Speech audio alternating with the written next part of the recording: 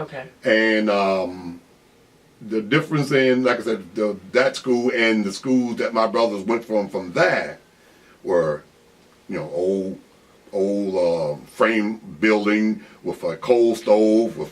You had to go outside to get coal to bring it in for heat. Outside bathrooms. And when I started school, we had Levin Oaks was brand new, and Luther Jackson was a couple years old.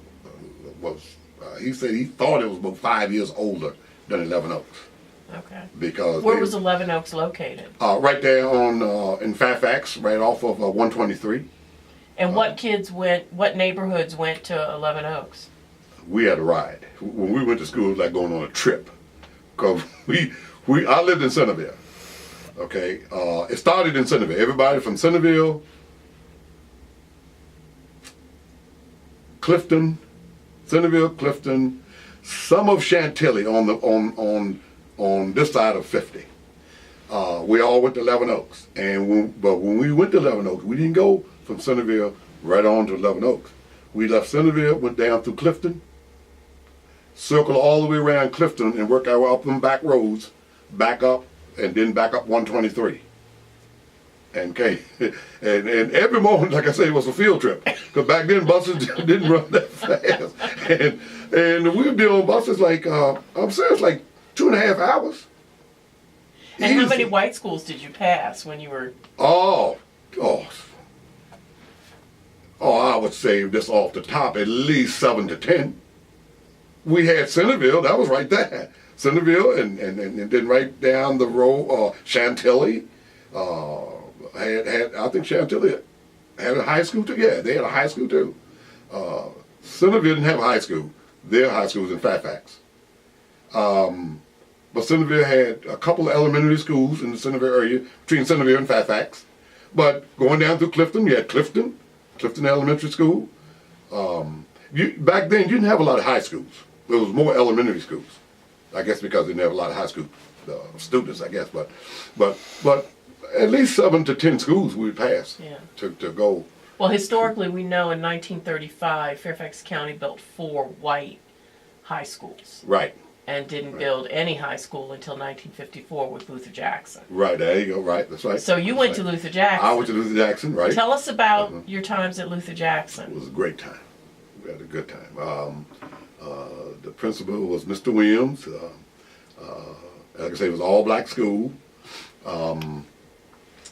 Were your books hand-me-downs? A lot of them was. I was talking to my brothers about that too. They went there quite a few years before me, and I was asking him. He said, "Well, it wasn't that bad. We had some new stuff, more new done hand-me-downs." He said, "But a lot of them were hand-me-downs because they got them before I did. They went there when the school was open, and they said that during the time they came out, it was better.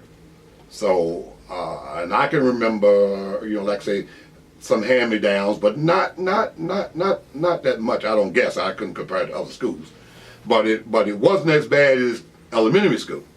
Now we got a lot of hand-me-downs then because that school was new, and and I guess they just bought in books and stuff like that. But it was a good school. I mean, it was.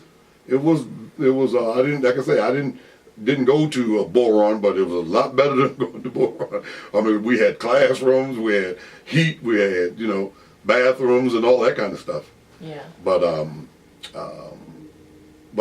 high school was, like I say, I'm sure it was different, but I can't compare because I didn't ever went to an integrated school. But as far as my times in high school, it was great, and I don't feel like I missed anything or wish anything would have changed, to be honest. So how did you feel about it? Did it bother you the schools were integrated, or? When it happened, no, not really. I was always a person that understood things a little above my education. Really, like I told you, I'm dyslexic, but I always I can put 2 and 2 together.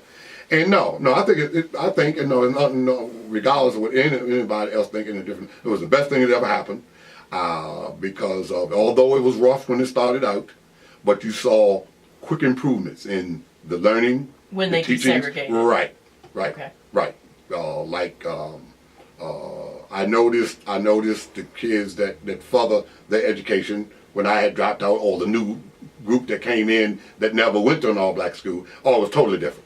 You could tell, like I say, by their learnings, by their speeches. It was just totally different. Because back then, when they integrated those schools, there's a lot of people don't even know this. A lot of black people lost their jobs. A lot of black teachers lost their jobs. Mm-hmm.